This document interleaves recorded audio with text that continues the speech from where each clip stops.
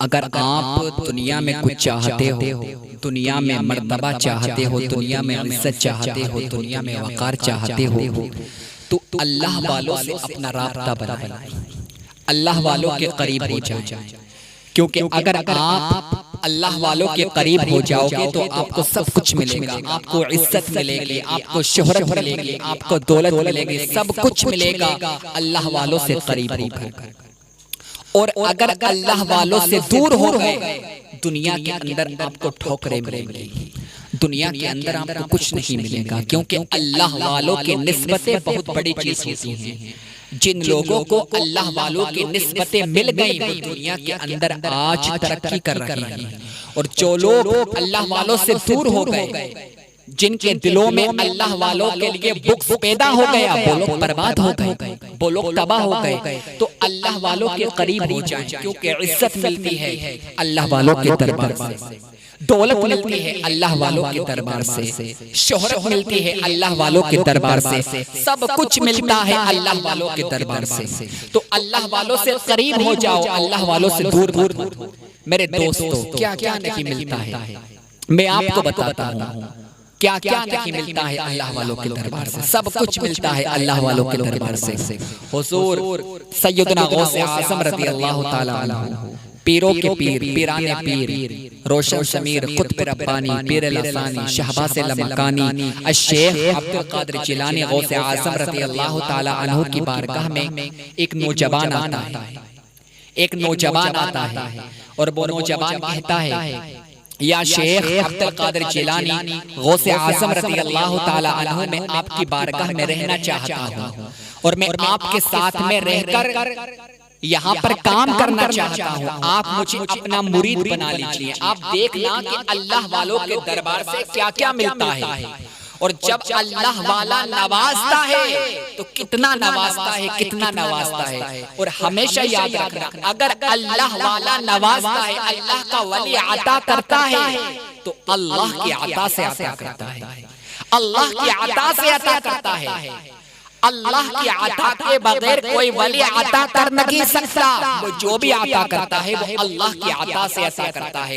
اور اللہ تعالیٰ نے انہیں یہ پاور دی ہے، انہیں یہ طاقت دی ہے، انہیں یہ قوت دی ہے، وہ جس کو جو چاہیں وہ عطا کر سکتے ہیں اللہ کی عطا سے۔ تو وہ نوجوان آیا حضور سیدنا غوث اعظم رضی اللہ تعالی عنہ کی بارگاہ میں، اور کہنے لگا سرکار میں آپ کے ساتھ میں رہنا چاہتا ہوں، اور میں یہاں پر رہ کر کام کرنا چاہتا ہوں۔ حضور سیدنا غوث اعظم رضی اللہ تعالی عنہ نے ارشاد فرمایا ٹھیک ہے، تیرا یہ کام ہے کہ یہاں پر جو لوگ آئیں گے تو ان کو وضو کروائے گا، لوٹے میں پانی بھرے گا اور تو ان کو وضو کروائے گا۔ وہ کہنے لگا کوئی بڑا کام نہیں ہے، میں ایسا ہی کروں گا۔ 40 سال اس نے یہ کام کیا، لوگ آتے، مسافر آتے، وہاں پر وضو کرتے، نماز پڑھتے، ان کو جو وضو کرواتا وہی نوجوان وضو کرواتا۔ 40 سال اس نے یہ کام کیا، اور 40 سال اس نے یہ کام کیا، اسی وجہ سے لوگ ان کو لوٹے شاہ والے بابا کہتے ہیں، لوٹے والے بزرگ کہتے ہیں، لوٹے شاہ والے بابا۔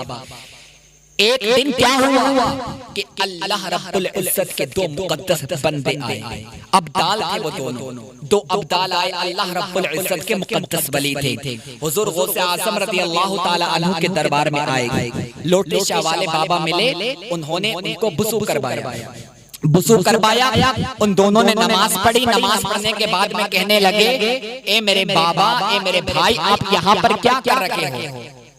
آپ ہمارے ساتھ چلو، ہم آپ کو سیر کروائیں گے۔ آپ بزرگ ہو چکے ہیں، آپ کی عمر زیادہ ہو چکی ہے، اور لگتا ہے آپ نے سیر نہیں کی ہے، آپ ہمارے ساتھ میں چلو، ہم آپ کو سیر کروائیں گے، آپ کو بہت زیادہ اچھا لگے گا۔ اب جو لوٹے شاہ والے بابا تھے ان کی یہ بات سن کر ان کے ساتھ چلے گئے۔ ان کے دل میں یہ خیال پیدا ہوا کہ 40 سال میں نے یہاں پر گزار دیے، اور 40 سال میں مجھے کچھ نہیں ملا ہے۔ ہاں یہ الگ بات ہے کہ اچھا کھانا ملتا تھا، اچھا پہننے کو ملتا تھا، سب کچھ ملتا تھا، لیکن کوئی دولت تو مجھے یہاں سے نہیں ملی۔ انہیں یہ پتا نہیں تھا کہ 40 سال جو انہوں نے حضور سیدنا غوث اعظم کے ساتھ میں گزارے ہیں، ان کا مقام کتنا بلند ہو گیا ہے، ان کا مرتبہ کتنا بلند ہو گیا ہے۔ ابھی آپ کو میں بتاؤں گا۔ وہ ان کے ساتھ چلے گئے، اور چلتے چلتے چلتے چلتے جب 24 گھنٹے گزر گئے ان کو بھوک لگی، وہ کہنے لگے آپ دونوں چلتے ہی جا رہے ہو، مجھے بھوک لگی ہے، مجھے کھانا کھانا ہے، کھانے کا انتظام کرو۔ اب دونوں ابدال تھے، وہ کہنے لگے ہم اللہ والے ہیں، ہم اللہ والے ہیں، ہم کھانا پینا نہیں کرتے، جب ہمیں بھوک لگتی ہے ہم مصلی بچھاتے ہیں، 2 رکعت نماز نفل پڑھتے ہیں، اور ہم اللہ رب العزت سے دعا کرتے ہیں، آسمان سے کھانا نازل ہو جاتا ہے، ہم کھانا کھا لیتے ہیں۔ وہ کہنے لگے ٹھیک ہے آپ نماز پڑھو اور نماز پڑھنے کے بعد میں دعا کرو، مجھے بھوک لگ رہی ہے، مجھے کھانا کھانا ہے۔ جیسے ہی 24 گھنٹے ہوئے اور انہوں نے یہ کہا، ایک ابدال نے مصلی بچھایا، 2 رکعت نماز نفل ادا کی، اس کے بعد میں دعا کی، اور آسمان سے 3 روٹی اور 3 کٹورے سالن نازل ہو گئے۔ جیسے کہ آسمان سے کھانا نازل ہوا، ان تینوں نے کھانا کھایا اور پھر آگے چل اب پھر چلتے جا رہے ہیں، چلتے جا رہے ہیں، چلتے جا رہے ہیں، 24 گھنٹے پھر گزر گئے، 24 گھنٹے پھر گزر گئے، پھر سے کہنے لگے مجھے بھوک لگی ہے، مجھے کھانا کھانا ہے، مجھے بھوک لگ رہی ہے، مجھے بہت زیادہ بھوک لگی ہے۔ اب جو دوسرے اللہ کے مقدس ولی تھے انہوں نے مصلی بچھایا، 2 رکعت نماز ادا کی اور دعا کی اللہ تعالیٰ سے۔ جیسے ہی دعا کی آسمان سے کھانا نازل ہو گیا، پھر سے 3 روٹی اور 3 کٹورے سالن کے نازل ہوئے، تینوں نے کھانا کھایا، پھر آگے بڑھے، پھر چلتے گئے چلتے گئے چلتے گئے چلتے گئے، 24 گھنٹے پھر ہو گئے۔ 24 گھنٹے کے بعد میں وہ کہنے لگے مجھے پھر سے بھوک لگ رہی ہے، مجھے پھر سے کھانا کھانا ہے۔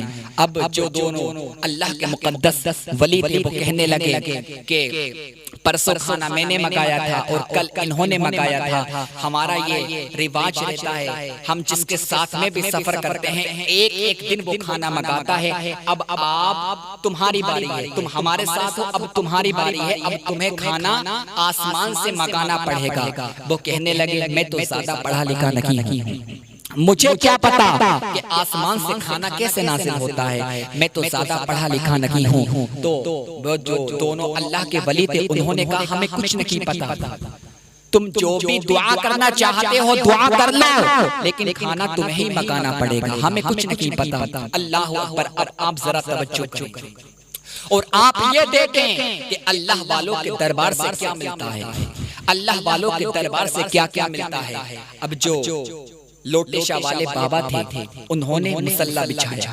مصلی بچھانے کے بعد میں 2 رکعت نماز نفل ادا کی، اور جیسے ہی دعا کی، خدا کی قسم جب ان دونوں ابدالوں نے دعا کی تھی تو آسمان سے 3 روٹی اور 3 کٹورے سالن کے آئے تھے، لیکن جب لوٹے شاہ والے بابا نے دعا کی تو اب 6 روٹیاں اور 6 کٹورے آسمان سے نازل ہوئے۔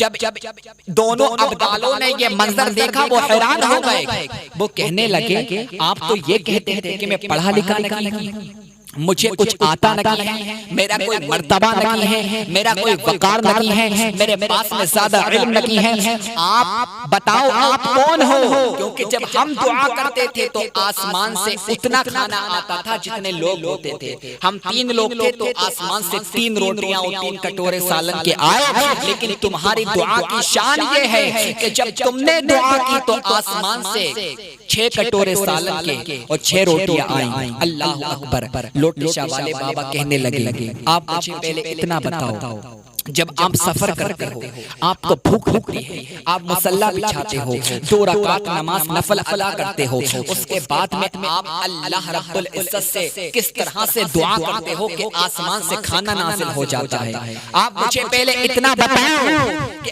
آپ دعا میں کیا مانگتے ہو کہ آسمان سے کھانا نازل ہو جاتا ہے۔ اللہ اکبر! اب جو دونوں ابدالوں نے بات کہی، جب آپ اس کو سنو گے تو آپ حیران ہو جاؤ گے۔ وہ دونوں ابدال کہنے لگے جب ہمیں بھوک لگتی ہے، جب ہمیں پیاس لگتی ہے، ہم مصلی بچھاتے ہیں اور 2 رکعت نماز نفل ادا کرتے ہیں، اس کے بعد میں یہ دعا کرتے ہیں کہ پروردگار جو حضور سیدنا غوث اعظم رضی اللہ تعالی عنہ کے دربار میں جو لوٹا شاہ والے بابا ہے، جو لوگوں کو وضو کرواتا ہے، ہم اس کے وسیلے سے تجھ سے دعا مانگ رہے ہیں، اس کے صدقے میں اللہ تعالیٰ تو ہمیں کھانا نازل کر دے۔ جب ہم لوٹے شاہ والے بابا کا وسیلہ دیتے ہیں، آسمان سے کھانا آ جاتا ہے۔ اب تم بتاؤ آخر تم نے کس کا وسیلہ دیا؟ آخر تم کون ہو کہ اب آسمان سے ڈبل کھانا آیا؟ اللہ اکبر! جب انہوں نے اتنا سنا ان کی آنکھوں میں آنسو آ جاتے ہیں اور کہتے ہیں تم دونوں جانتے ہو میں کون ہوں؟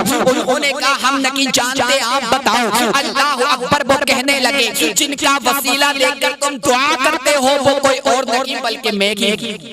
جن کا وسیلہ دے کر تم دعا کرتے ہو اور آسمان سے کھانا نازل ہو جاتا ہے وہ کوئی اور نہیں بلکہ میں ہی ہوں۔ مجھ کو ہی لوگ کہتے ہیں لوٹے شاہ والے بابا۔ اور جب میں نے دعا کی تھی اور میں نے اس طرح سے دعا کی تھی کہ پروردگار مجھے کچھ نہیں آتا ہے، میں اس طرح سے دعا کرنے کے لیے تیار ہو گیا اور میں نے دعا میں یہ مانگا کہ پروردگار جن کا وسیلہ لے کر یہ دونوں آسمان سے کھانا منگاتے ہیں ان کا ہی وسیلہ دے کر میں تجھ سے دعا کر رہا ہوں، آسمان سے کھانا نازل کر دے۔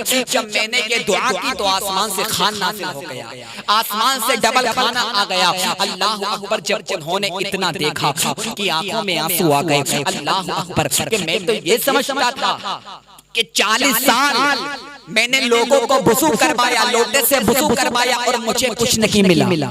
مجھے کتنا بڑا مرتبہ مل چکا ہے کہ وقت کے ابدال میرا وسیلہ دے دے کر دعا کرتے ہیں اور آسمان سے کھانا نازل ہو جاتا ہے۔ جو وقت کے ابدال ہیں، جو وقت کے قطب ہیں، وہ میرا وسیلہ دے کر اللہ سے مانگتے ہیں تو اللہ ان کو عطا کرتا ہے۔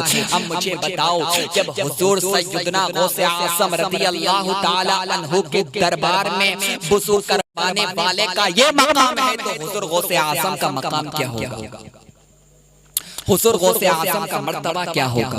حضور غوث اعظم کی شان کیا ہوگی جب ان کے گدا بھر دیتے ہیں شاہان زمانہ کی جھولی؟ جب محتاج کا جب یہ عالم ہے تو مختار کا عالم کیا ہوگا؟